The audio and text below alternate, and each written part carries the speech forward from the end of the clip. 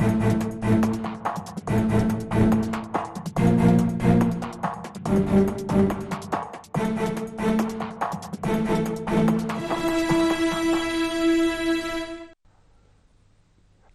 India analysis संकल्प से सिद्धि में आपका स्वागत है।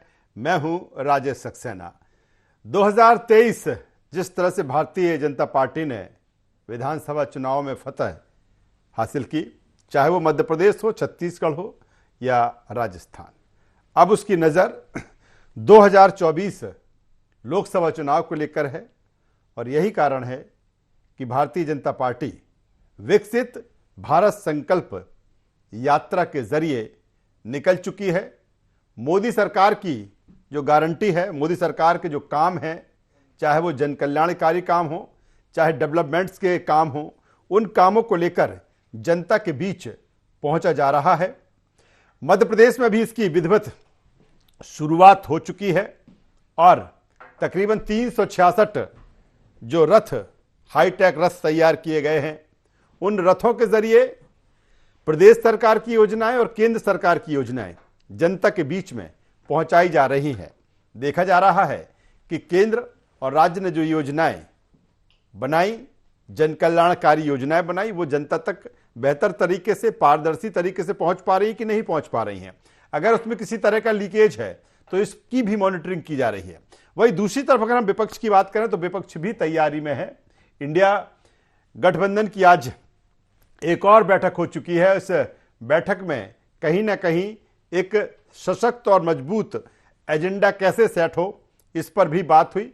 प्रस्ताव तो यहां तक आ गया कि मल्लिकार्जुन खड़गे का नाम भविष्य में पीएम को लेकर ये जो गठबंधन है जिसकी आज बैठक हुई है, वो भी प्रोजेक्ट हो सकता है। ममता बनर्जी ने उनका नाम बढ़ाया है। मध्य प्रदेश में जिस तरह से संकल्प यात्रा आगे बढ़ रही है, आज जिस तरह से पूर्व मुख्यमंत्री शिवराज सिंह चौहान की बीजेपी के राष्ट्रीय अध्यक्ष जेपी नड्डा के साथ बैठक हुई और उनकी भविष्य में क्या भूमिका होगी, इस पर भी चर्चा हुई। और जिस तरह से शिवराज जी ने मीडिया से चर्चा में कहा है कि कहीं ना कहीं जो उनकी भूमिका है वो विकसित भारत संकल्प यात्रा को लेकर उनकी चर्चा हुई है। यहां तक चर्चा हुई है कि साउथ में जो जनाधार लगातार भारतीय जनता पार्टी के इस अंचल से खिसका हुआ है, उस अंचल में उनकी भूमिका हो सकती है। तमाम सारी चीजें, तमाम सारी पहलू हैं। मिशन 2024 जो भाजपा का है या जो इंडिया गठबंधन का हो, किस तरह से चीजें रहेंगी और किस तरह से विकसित भारत संकल्प यात्रा से क्या भारतीय जनता पार्टी की बात बनेगी, आज इसी पे चर्चा करेंगे, बातचीत करेंगे, विश्लेषण करेंगे, एनालिसिस करेंगे। सीधे पैनल के पास चलते हैं। जो मेहमान हमारे साथ इस चर्चा में जुड़ रहे हैं, पहले उनका परिचय और तारुफ आपका कराता हूं। हमारे साथ 3 मेहमान इस चर्चा में हैं। हमारे साथ में हैं सत्येंद्र जैन चौधरी साहब, media panelist, Bharatiya Janata party. स्वागत है सत्येंद्र जी आपका। हमारे साथ में है पवन पटेल जी, महासचिव मध्य प्रदेश कांग्रेस। पवन जी आपका स्वागत करता हूं। और वरिष्ठ पत्रकार रंजन श्रीवास्तव जी हमारे साथ जुड़ रहे हैं। रंजन जी मैं आपका भी स्वागत करता हूं। सत्येंद्र जैन चौधरी साहब के पास सीधे आता हूं। सत्येंद्र जी, अब जिस तरह से विकसित भारत संकल्प यात्रा भारतीय जनता पार्टी निकाल रही है, लेकिन उससे पहले मेरा एक सवाल कि जिस तरह से आज पूर्व सीएम शिवराज सिंह चौहान की जेपी नड्डा साहब के साथ मीटिंग हुई, बातचीत हुई, क्या माना जाए, जिस भूमिका की बात हो रही थी अब नई भूमिका उनकी इसी मिशन की होगी, विकसित भारत संकल्प यात्रा की? देखिए राजेश जी, 2 प्रश्न हैं आपके, मैं दोनों पे जवाब दे देता हूं। अब चूंकि आपने माननीय शिवराज जी का भी पूछा है तो मैं बता देता हूं कि देखिए शिवराज जी भारतीय जनता पार्टी के राष्ट्रीय अध्यक्ष जी और सभी लोग और यह बात भी मानते हैं कि वो हमारी पार्टी के लिए एक संपदा है, एक हमारा एक बहुत बड़ा संबल है, आधार है। और जिस प्रकार का उन्होंने मध्य प्रदेश को एक क्रांतिकारी एक नव रूप दिया, 2003 का मध्य प्रदेश, पहले का मध्य प्रदेश, और आज 2023 का जो मध्य प्रदेश है उसमें वर्ल्ड ऑफ डिफरेंस है। और विश्व के मतलब भारत के अंदर भी उन्होंने आर्थिक उत्थान जो दिया मध्य प्रदेश को, वो सभी राज्यों के तुलनात्मक रूप से भी उसको भी बहुत बढ़ाया। तो ऐसे वो एक मध्य प्रदेश के रचनाकार हैं, ही मैन है और महामानव जिनको हम कहें, सुपरमैन कहें तो वह हैं। और निसंदेह वो स्वयं भी कहते हैं कि वो तो एक पार्टी के कार्यकर्ता हैं और जो पार्टी उनको जिम्मेदारी देगी उसको मानेंगे। और वो कहते हैं मुक्तो संगो अनमवादी धृतोत्साह समन्विता सिद्ध सिद्ध निर्विकारा कर्ता सात्विक उच्चते। तो वह एक कर्ता भाव से लेकर के और सिद्ध असिद्ध निर्विकारा और हमेशा उत्साह और धैर्य के साथ में काम करते हैं।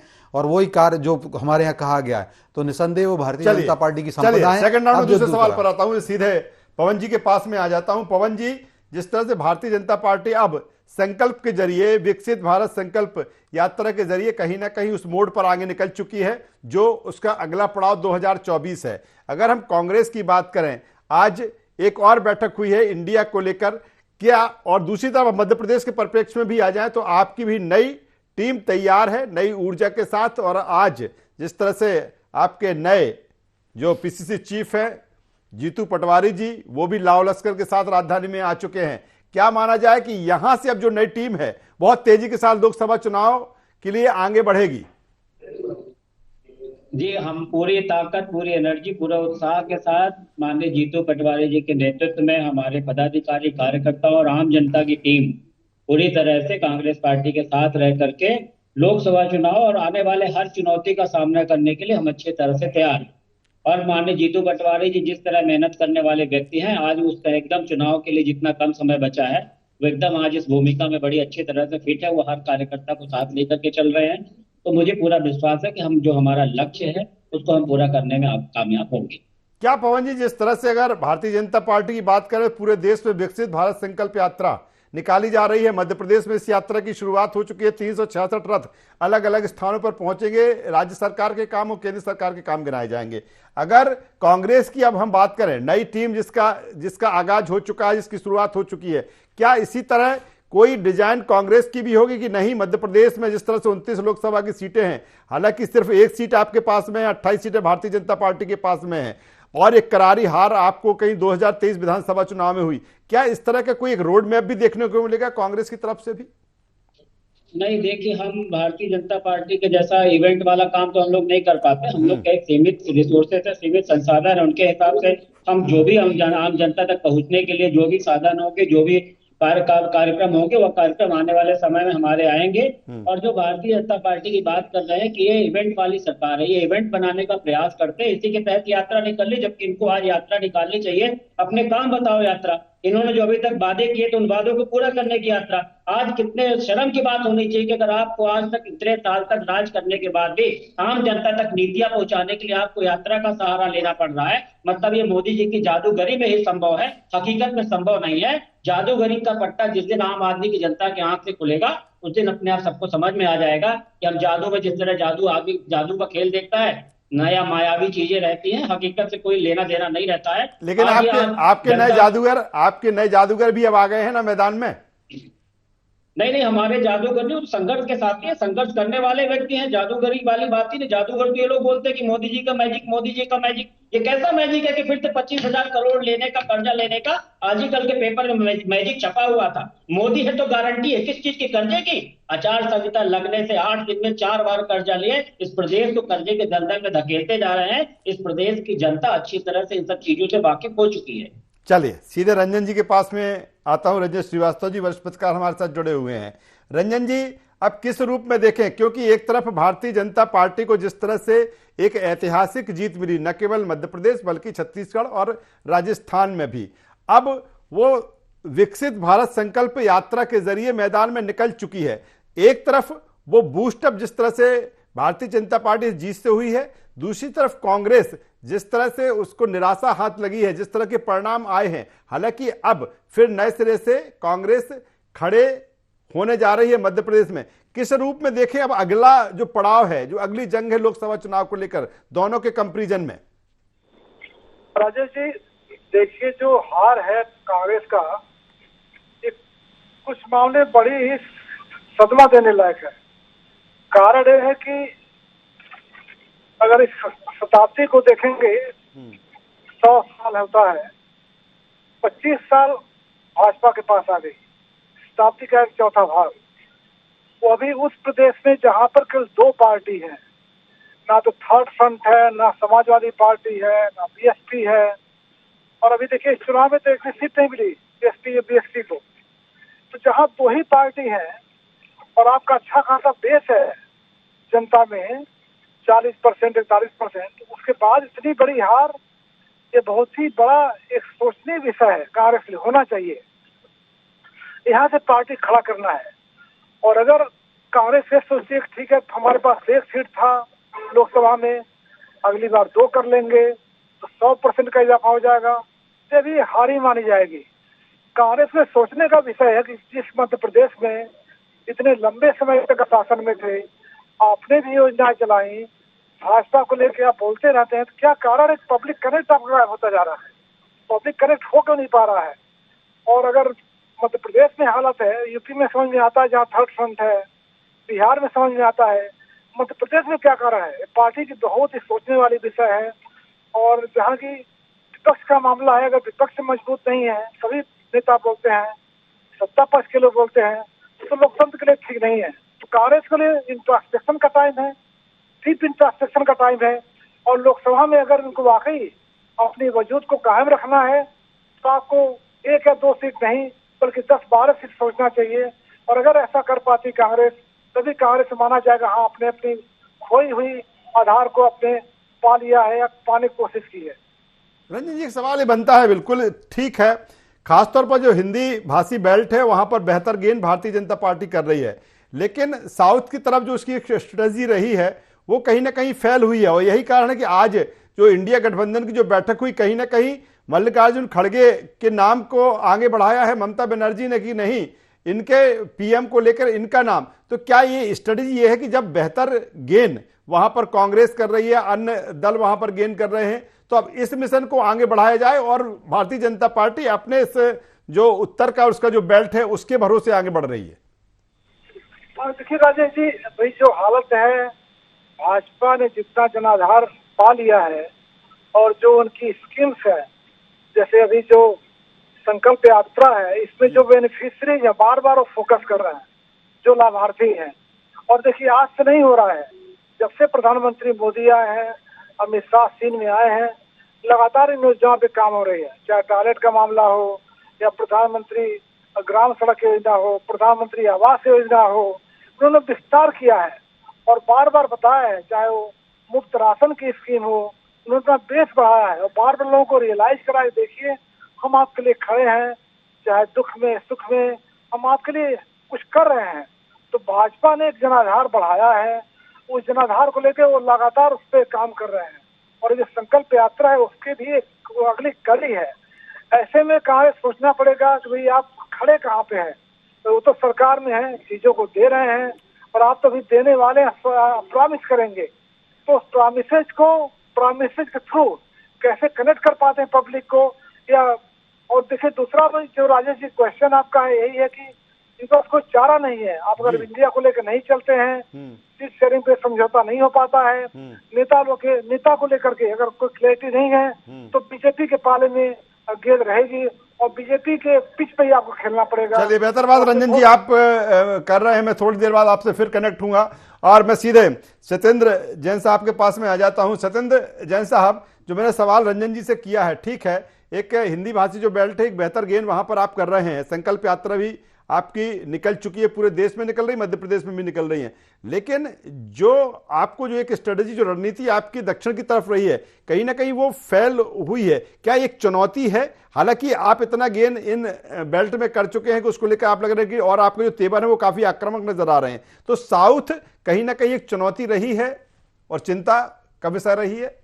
देखिए, भारतीय जनता पार्टी चाहती है, परम वैभव का लक्ष्य है हमारा, और हम चाहते हैं परम वैभव प्राप्त हो राष्ट्र को और भारतीय जनता पार्टी को भी सभी जगह पर। जब तक हमारा हर एक जगह पर हम अपना जनता की सेवा करने के लिए भगवान रूपी जनता हमें आशीर्वाद नहीं दे देती, हम सत्ता में विराजित नहीं हो जाते, तब तक और उसके आगे भी हम उनके जन कल्याण के लिए कटिबद्ध हैं, प्रतिबद्ध हैं। तो संपूर्ण भारत में हमारा यही लक्ष्य। और आपने देखा कि हमने पूर्वोत्तर के राज्यों में भी विजय प्राप्त की, जहां कभी कम्युनिस्ट का शासन हुआ करता था, वैसे ऐसे राज्यों को हम 2-2, 3-3 बार जीत रहे हैं। त्रिपुरा जैसे राज्य हैं उसमें, वहां पर हमें भारतीय जनता पार्टी को जनता आशीर्वाद दे रही है। और निसंदेह दक्षिण भारत में भी हमने काफी सफलता अर्जित की है और अभी हम पूर्ण सफलता की ओर जरूर हमें मिलेगी। और जिस प्रकार से अभी तेलंगाना में भी जो वोट शेयर आया है, हमारा वोट शेयर लगभग 200% बढ़ा है। जितना प्रतिशत 6% पहले मिलता था, इस बार हमें 14% वोट शेयर तेलंगाना जैसे राज्य में मिला है। जो 1 सीट हुआ करती थी वहां पर हमारी 8-8 सीट हो गई हैं। तो ये 800% की उन्नति हुई है। लेकिन मैं ये चाहता हूं कि भारतीय जनता पार्टी वहां की तेलंगाना या दक्षिण भारत की जो भगवान रूपी जनता है हमारी, हम उसकी सेवा करें और उसको एक परम वैभव की तरफ देश को लेके जाएं। और जैसा विकसित भारत संकल्प यात्रा का जो हमारा उद्देश्य है, देखिए ये यात्रा तो जो हम कहते हैं ना, आवा आवा धरती के भगवान बिरसा मुंडा जी, जो उनको हमने भारतीय जनता पार्टी की सरकार को ही राष्ट्रीय जनजाति गौरव दिवस मनाने का अवसर सौभाग्य प्राप्त हुआ। इतने साल तक कांग्रेस सोती रही, सरकार थी उनकी, चाहते तो कर देते, लेकिन और उन्हीं भगवान बिरसा मुंडा जी के 15 नवंबर के दिन से ही यह यात्रा प्रारंभ कर दी गई थी। चूंकि 5 राज्यों में, जैसे हमारा मध्य प्रदेश भी सम्मिलित है, वहां पर आचार संहिता लगी हुई थी, तो वहां पर इस प्रकार की यात्रा नहीं निकाल सकते, सीमाएं थी। अब वो संपन्न हो गई है चुनाव, भारतीय जनता पार्टी की सरकार बन गई है, आशीर्वाद आ गया, तो हमने फिर जो 5 राज्य हैं वहां पर भगवान रूपी जनता से विकसित भारत संकल्प का काम करने जा रहे हैं। और जो उद्देश्य है, निसंदेह हम तीसरी अर्थव्यवस्था भी जल्दी बनने वाले हैं। पवन पटेल साहब, 2-3 अहम सवाल हैं आपसे, आपको लेकर, कांग्रेस को लेकर, कि एक तो ये कि ठीक है, लोकसभा का जो चुनाव है उसके लिए समय बहुत कम है, क्योंकि अभी कांग्रेस की जो स्थिति है उसमें लगता है कांग्रेस को बहुत मेहनत करने की जरूरत है, जिस तरह से जमीन खिसकी है। नई टीम आपकी आ रही है, तो क्या पहले संगठन स्तर पर काम होगा कि नहीं, नीचे बूथ लेवल पर जिस तरह से भारतीय जनता पार्टी ने काम किया वो काम किया जाए, या फिर सीधे लोकसभा की तरफ बढ़ा जाए? और एक सवाल और जोड़ देता हूं, तीनों का मैं जवाब ले लूंगा आपसे, कि जातिगत जनगणना को लेकर कांग्रेस ने बहुत इसको, खासतौर पर आपके जो नेता हैं राहुल गांधी ने बहुत इसकी लेकर चर्चा की, लेकिन इन चुनावों में जिस तरह के परिणाम आए हैं, कई दिग्गज, चाहे वो भारतीय जनता पार्टी के हों या फिर कांग्रेस को, कई दिग्गज उस जातीयता के आधार पर नहीं जीत पाए, चुनाव हार गए। क्या लगता है किस तरह की रणनीति है कांग्रेस की? देखिए, कांग्रेस की रणनीति, आज हमारे नवनियुक्त जीतू पटवारी जी पदभार ग्रहण कर रहे हैं और जल्द ही मीटिंग होगी, बैठक होगी, उसमें नई स्ट्रेटेजी का निर्धारण होगा। और रही जो संगठन की बात, तो हमारा संगठन मंडलम सेक्टर तक पूरा अभी विधानसभा चुनाव में हम लोगों ने काफी दुरुस्त किया हुआ है और संगठन हमारा नीचे के लेवल तक काम कर रहा है और अच्छी तरह से काम कर रहा है। तो मुझे नहीं लगता कि बहुत ज्यादा ग्राउंड जीरो से स्टार्ट करने की हमें जरूरत पड़ेगी। हमें बस एक आक्रामकता की जो कमी थी, आक्रामकता जो जीतू पटवारी जी में है वो हमें मिल गई है। युवा है, काफी मेहनती हैं, दिन दूनी रात चौगुनी एकदम परिश्रम करने से कतराते नहीं हैं, तो उस चीज का हमें फायदा मिलेगा। और जो कम समय है उसको हम बड़ी अच्छी तरह से मैनेजेबल ढंग से उसको ऐसा करेंगे कि हमें पूरा टाइम मिलेगा और हम आने वाले समय में लोकसभा में बहुत अच्छा प्रदर्शन करेंगे। दूसरी तरफ पवन जी, मेरा जो सवाल रहा, जातिगत जनगणना को लेकर बहुत मुद्दा उछाला, लेकिन उसका कोई असर इन चुनाव में नहीं दिखा। क्या अब लोकसभा चुनाव में भी जातिगत जनगणना आपका मुद्दा रहेगा? देखिए, जो हमारा आम जनता के हित के जितने मुद्दे, वो मुद्दे हर चुनाव में हमारे रहेंगे। और ये आप नहीं कह सकते हैं कि इस चुनाव में कोई मुद्दा कारगर साबित नहीं हुआ। इस चुनाव में तो कोई ना कोई मैकेनिज्म ने काम किया है। नहीं तो मैं पूछना चाहता हूं कि कौन सा ऐसा वर्ग है जिसके लिए भारतीय जनता पार्टी ने काम किया है तो उनको इस तरह प्रत्याशी सुनामी दे दी। महंगाई, बेरोजगारी, आप बात करिए किस मुद्दे में किया इन्होंने काम, किस तरह के प्रत्याशी जिनको जीत मिलनी चाहिए। तो ये जो है, ये कुछ ना कुछ सफूके हैं, कुछ ना कुछ मैकेनिज्म है। जिस दिन वो शोध का विषय है, जिस दिन पोल पट्टी खुलेगी उस दिन खुल जाएगी। लेकिन अभी जब तक है तब तक जीते, जब तक जनाधार का हम सम्मान करते हैं, उनको बधाई देते हैं कि सरकार चलाएं, और यात्रा निकालने के बजाय जो बतौलेबाजी की थी चुनाव के समय, उनको पूरा करने के दिशा में प्रयास करें। हमें आने वाले टाइम में रोज चुनाव पेपर में ये समाचार न पढ़ना पड़े कि आज 25,000 करोड़ ले लिए, ये है मोदी की गारंटी, है मोदी की जादूगरी। तो इस जादूगरी और इस गारंटी से बचाना चाहिए इस देश और प्रदेश। चलिए, कुछ कहना चाहेंगे सदन जी, फिर मैं रंजन जी के पास में आऊंगा, कुछ बोल रहे हैं। राजेश जी, मैं बताऊं, देखिए वो रंजन जी ने भी एक बहुत बड़ी बात कही थी, कांग्रेस को इंट्रोस्पेक्शन की कमी है और कांग्रेस जिंदगी भर यही भूल करती रही, धूल चेहरे पर थी, आईना साफ करती रही, और कांग्रेस आज भी यही कर रही है। देखिए 5 बार 5 विधानसभाएं लगातार चुनाव पर पराजित हो चुकी है, जनता ने धूल चटा दी है, भारतीय जनता पार्टी को उसी ने आशीर्वाद दिया। अभी उस जनता को कहते हैं, हम लोगों ने रोजगार दिया होगा ना, तभी तो जनता ने हमें पुनः चुना। लेकिन मैं ये बात जरूर कहूंगा कि जनता ने इनको जरूर बेरोजगार कर दिया। देश में बेरोजगार है कांग्रेस के नेतागण, मध्य प्रदेश और राजस्थान, छत्तीसगढ़ जैसे सभी जगह बेरोजगार होते जा रहे हैं। हमने 5 साल के लिए 2028 तक एक एक भारतीय को जो है उनको भोजन की गारंटी दे दी कि उनको निःशुल्क खाद्यान्न मिलेगा, प्रधानमंत्री जी ने दे दी। मुझे लगता है कि व्याकुलता, भूख से व्याकुलता जरूर रहेगी, तो कांग्रेस के नेताओं को रहेगी, क्योंकि कांग्रेस देखिए आज भी इंट्रोस्पेक्शन नहीं करना चाहती। उन्होंने अपने अध्यक्ष को किसको बनाया मध्य प्रदेश में, आप देखिए, जो कहते हैं कि आप तो मेरा ध्यान रखिए, कांग्रेस पार्टी जाए तेल लेने। ऐसे जो अध्यक्ष हैं जीतू पटवारी जी का मीडिया डोमेन में ये सारा बयान है, कितनी वो कांग्रेस के कार्यकर्ताओं की सम्मान करते हैं कि एक कांग्रेसी कार्यकर्ता को जूता, वो जब वो मंत्री थे 15 महीने की सरकार में, उस समय उन्होंने अपमान किया। ऐसे ही देखिए तो कहां से क्या संभव होगा। रंजन जी, मैं रंजन जी के पास में आ जाता हूं। रंजन जी, दो तीन चीजें इसमें अहम है। एक तो आज उसका भी मैं जिक्र करना चाहूंगा कि आज पूर्व मुख्यमंत्री शिवराज सिंह चौहान की जिस तरह से जेपी नड्डा के साथ मुलाकात हुई और जो उनका बयान उस मुलाकात के बाद, उस बैठक के बाद जो उनका बयान आया, सबसे पहले यही बयान आया कि विकसित भारत संकल्प जो यात्रा है कहीं ना कहीं उसमें उनकी जिम्मेदारी रहेगी। और यहां तक उन्होंने साउथ तक का कह दिया कि हो सकता है कि दक्षिण की भी जिम्मेदारी उनको इस संकल्प यात्रा की मिल सकती है। दूसरी तरफ कांग्रेस की जो एक नई टीम है, ये बिल्कुल सही है कि अभी बहुत मेहनत करने की जरूरत है, लेकिन जो तमाम सारे मुद्दे कहा जाता रहा हमेशा कि कांग्रेस के पास तमाम सारे मुद्दे रहे हैं, लेकिन जिस तरह से उनको जमीन पे ले जाना वो नहीं ले जा पाई। अब ये नई टीम आई है, जीतू पटवारी उसमें है, उमंग सिंगार उसमें है, हेमंत कटारे उसमें है, तो ये बेहतर तरीके से उन इश्यूज को, ये जो लीडर्स, नए नवेले लीडर्स हैं, बेहतर तरीके से जमीन पर उतार पाएंगे। देखिए, जो पहला सवाल था आपका राजेश जी, इसमें क्लियर है कि शिवराज सिंह चौहान का रोल खोजा जा रहा है।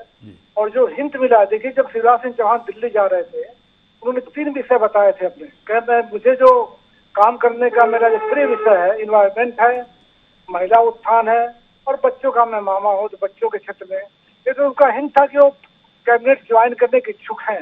लेकिन पार्टी के स्तर पर मुझे लगता है उनको साउथ की कुछ जिम्मेदारी दे करके, पहले भी साउथ जाते रहे, हैदराबाद दौरा करते रहे, वो काफी वहाँ पे जाते रहे हैं। तो मुझे लगता है चूंकि लोकसभा को देखते हुए उनको साउथ की कुछ जिम्मेदारी दी जा सकती है। और कैबिनेट वाले ले भी जाते, कैबिनेट में कोई बहुत ज्यादा अभी स्कोर तो बचा नहीं, 4 महीने बाद चुनाव है, तो उनकी जिम्मेदारी भी लगता है साउथ तरफ तय हो रही है, ऐसा हिंट मिल रहा है। दूसरा, जो आपने नई टीम की बात की कांग्रेस की, बहुत बड़ी चुनौती इनके लिए रहेगी। देखिए 5 साल लगातार कहा जा रहा था कि केरल के पैटर्न पे नई टीम खड़ी की जा रही है, वार्ड लेवल पे, ग्राम लेवल पे, सेक्टर मंडलम खड़ा किया जा रहा है, तो आखिर क्या कहा हो, दिक्कत कहाँ पे आ गई। तो नई टीम के लिए एक युवा नेतृत्व है। अब पार्टी नहीं बोल सकती कि हमारे पास जो ओल्ड लीडर्स हैं, वेटरन्स हैं, उनके हाथ में है, थके लोग हैं, एनर्जी नहीं है। अब तो सारे लोग फुल ऑफ एनर्जी हैं, तो बड़ी जिम्मेदारी वही ना। शुरू दिक्कत है कि पब्लिक कनेक्ट कैसे हो पाता है, ये देखना पड़ेगा, ये सबको सोचना पड़ेगा। मुद्दे आपके पास है, फेवरेबल ग्राउंड आपके पास है, इश्यूज है आपके पास, पब्लिक वोट देना अगर चाहती भी है, 40% वोट बैंक आपके पास है, ताकि आखिर सफलता को नहीं मिल पा रही है, ये सबको सोचना पड़ेगा। और नई टीम के लिए बहुत बड़ी चुनौती है। बेहतर बात रंजन जी कह रहे हैं। मैं सीधे पवन जी से कमेंट्स ले लेता हूं। पवन जी, जिस तरह से संकल्प सिद्धि की तरफ भारतीय जनता पार्टी आगे बढ़ी है, मैं अगर कांग्रेस की बात करूं, हालांकि फिर वही कहूंगा समय कम है, ऐसी कौन सी ऐसी चीजें हैं कांग्रेस को लेकर कि नहीं, अब हमारे ये मुद्दे हम प्राथमिकता से लोकसभा में हम ले जाएंगे और इन मुद्दों के अंदर, इन मुद्दों को लेकर हम जनता के बीच में पहुंचेंगे। जनता के हितैषी मुद्दे हैं, जनता के हित वाले मुद्दे हैं, उन मुद्दों को हम लेके जाएंगे। पहले भी हम गए थे, हमारे ले जाने में कहीं कोई प्रयास नहीं था। बाकी हमारी जो मीटिंग हुई है, चिंतन हुआ, उस चिंतन में डिसाइड हुआ है कि जो लोगों से हम कनेक्ट नहीं हो पाए हैं, कई बार सर्वे के आधार पर टिकट दिया गया, हो सकता है सर्वे के आधार पर टिकट देने में हमारा कोई जमीनी कार्यकर्ता की भावनाएं आहत हुई होंगी, उन सबको हम सुधारने का प्रयास करेंगे और कोई न कोई ऐसा एक फार्मूला, एक मापदंड ऐसा बनाएंगे जिससे हम आम जनता से और ज्यादा कनेक्ट हो सके, उनके दुख दर्द को दूर करने का हर संभव प्रयास हम करेंगे। चलिए सत्यन जी कुछ कहना चाहेंगे? जी हाँ, देखिए मैं तो ये कहूँगा कि जो मेरे मित्र कह रहे हैं अच्छी बात है, करें, हम भी चाहते हैं कि कांग्रेस करे, लेकिन देखिए कांग्रेस के स्वयं के लोग ही, अब वो जीतू पटवारी जी का तो मैंने बताया ही, अब नेता प्रतिपक्ष है उमंग सिंगार जी, अब उनको ही वो परजीवी बताते हैं कांग्रेस के नेता। दिग्विजय सिंह जी ने भी उनको कहा कि माफिया हैं, ब्लैकमेलर हैं, शराब माफिया हैं, और वो दिग्विजय सिंह जी का कहते रहे। तो इस प्रकार से अपमान भी करते हैं। नई टीम से मुकाबला है ना आपका, ऊर्जावान नई जो टीम आई उससे मुकाबला है आपका। नहीं, जीतू पटवारी जी जाने जाते हैं कि जो तमाम सारे मुद्दे उनको जमीन पे कैसे उतारना है। युवक जब कांग्रेस में थे, अध्यक्ष थे, किस तरह से उन्होंने लड़ाई लड़ी थी। देखिए मैं बता दूं, मुझे ऐसा लगता है जीतू पटवारी जी और इनसे इनके कांग्रेस के कार्यकर्ता ही डिस्ट्रैक्ट होंगे, क्योंकि जो कांग्रेस के कार्यकर्ताओं को उन्होंने एक बार मारा भी था हाथापाई हुई थी, मंत्री थे तब भी, और ऐसा कई बार वो अपमान कर चुके हैं। तो कांग्रेस की कार्यकर्ता और कांग्रेस पार्टी को तेल लेने भेज दिया था, तो कांग्रेस के कार्यकर्ता डिस्ट्रैक्ट होंगे। महिला विरोधी बयान आता है जो मैं कहूं कि वो कहते हैं महिलाएं 200-500 रुपए लेती हैं और एक अधोवस्त्र में रख लेती हैं, पर्टिकुलर शब्द का प्रयोग किया था, मैं वो करना नहीं चाहता। तो ऐसे महिला विरोधी भी है, तो महिलाएं डिस्ट्रैक्ट होंगी पूरे मध्य प्रदेश की। और इसी प्रकार से आप देखेंगे कि नफरती हिंदू उन्होंने कहा, बोले मैं अब नफरती हिंददू नहीं है, बाकी के मध्य प्रदेश के लोग नफरती हिंदू हैं। एक छोटा सा कमेंट में पवन जी से चलते चलते पवन जी से, चूंकि बात अधूरी रहेगी, नहीं बात अधूरी रहेगी, पवन जी से मैं जवाब ले लेता हूं। जैन साहब का डर झलक रहा है। जिस तरह जीतू पटवारी सदन में आवाज उठा रहा था आम जनता, क्या वो सड़क में आवाज उठाएगा? ये डर इनके चेहरे से झलक रहा। नहीं तो इतना विश्लेषण करने की जरूरत नहीं है। नई ऊर्जा, नई एनर्जी के साथ हम लड़ाई लड़ेंगे। आप जो बात हुई उसकी चिंता क्यों कर रहे हो? चलिए, बेहतर बात पवन जी कह रहे हैं। मुझे लगता है सत्यन जी, बात आ गई आपकी। मुझे ये लगता है कि अगर ये बिल्कुल सही है कि लोकतंत्र प्रजातंत्र में अगर सरकार कोई है तो एक विपक्ष भी एक सशक्त विपक्ष होना चाहिए। मुझे लगता है कि फिर वो जो खूबी है लोकतंत्र और प्रजातंत्र की वही सामने आती है। और मुझे लगता है कि अगर जीतू पटवारी की जो टीम है वो आगे बढ़ रही है, उमंग सिंगार जिस तरह से अब सदन में दो दो हाथ करते हुए दिखेंगे, हेमंत कटारे भी दिखेंगे, दूसरी तरफ भारतीय जनता पार्टी की भी नई टीम है। मुख्यमंत्री डॉक्टर मोहन यादव जिस तरह से ऊर्जावान मुख्यमंत्री के तौर पर वो सामने आए हैं, कई उनके एक्शन भी आते साथ दिख गए। तो ये तमाम सारी चीजें मुझे लगता है कि मध्य प्रदेश की राजनीति में, सियासत में कई एक नए युग की मुझे लगता है कि शुरुआत होती दिखेगी। एक नए नवेले जब मुख्यमंत्री हैं, नए नवेले पीसीसी चीफ हैं और दूसरी तरफ नेता प्रतिपक्ष हैं। और इसके अलावा अब देखना होगा कि जो कलेवर है उसका जो रूप रंग है किस तरह से मध्य प्रदेश की सियासत राजनीति में देखने को मिलता है। तीनों मेहमानों का धन्यवाद करता हूं, शुक्रिया करता हूं। तो जिस तरह से संकल्प से सिद्धि की तरफ भारतीय जनता पार्टी है वो आगे बढ़ रही है, वही दूसरी तरफ अगर हम कांग्रेस की बात करें तो कांग्रेस नई टीम के साथ मध्य प्रदेश में आगे आई है। विधानसभा के बाद जो लोकसभा का चुनाव है उसका समय बहुत कम है। देखना होगा कि अभी जो जंग है, जो महामुकाबला है, किस तरह से मध्य प्रदेश की राजनीति और सियासत में देखने को मिलता है। आईडी एनालिसिस बस इतना ही। ID24 पर खबरों का सिलसिला लगातार जारी है, बने रहिए हमारे साथ। नमस्कार।